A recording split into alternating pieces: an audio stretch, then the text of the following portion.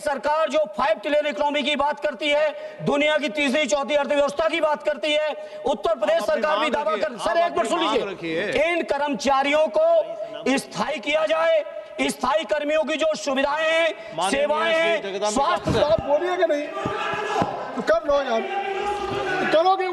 साथियों संसद में समाजवादी पार्टी के सांसद धर्मेंद्र यादव और बीजेपी के सांसद जगदम्बिका पाल वो आपस में लड़ गए और मुद्दा था कि जितने भी संविदा कर्मी हैं उनको परमानेंट किया जाए, स्थायी किया जाए। दोस्तों बहुत ज्यादा बहस हुई है, बहुत बुरी तरीके से। ऐसा लग रहा है कि लड़ने की स्थिति आ गई है। दोस्तों यहाँ पर समाजवादी पार्टी का कहना है कि जितने भी संविदा कर्मी है, चाहे शिक्षा मित्र हो, चाहे आशा वर्कर हो, चाहे आंगनवाड़ी हो, चाहे पीआरडी जवान हो, चाहे होमगार्ड हो, चाहे रसोईया हो, चाहे मतलब जितने भी संविदा पर जो कार्य कर रहे हैं सभी को परमानेंट किया जाए।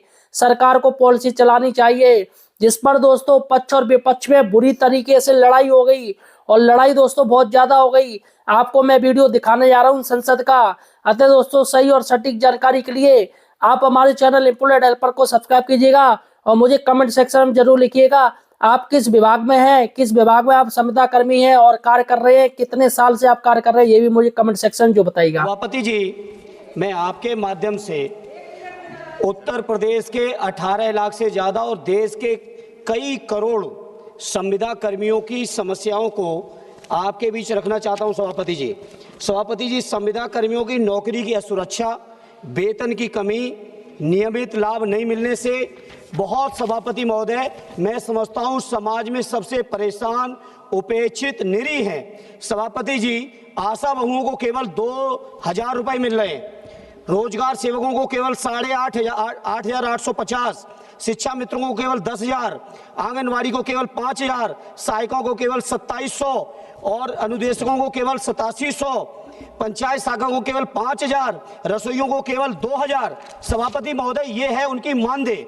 साथ ही साथ इस मानदेय के साथ उनके ऊपर उनके ठेकेदार और नियुक्तिकर्ताओं ने जो संविदा की है उसमें बुरी तरह से सभापति जी शोषण हो रहा है।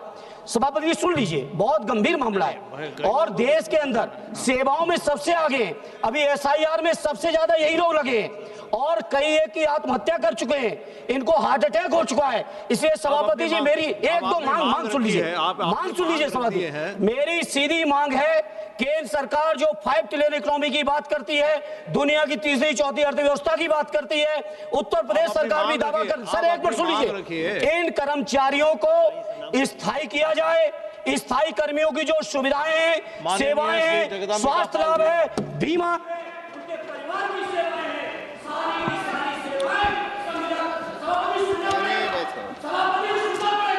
कितनी देर बोले जगदम्बिका पाल जी, आप बोलिए। सभापति महोदय, मैं आप बोल चुके ना, आप बोल चुके, आपकी मांग आ गई,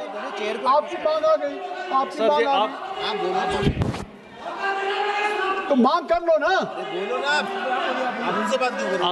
आप चेयर से बात कीजिए, आप चेयर को बोलिए सर। तो आप बोलिएगा नहीं तो कर लो यार, तो करोगे उधर नहीं।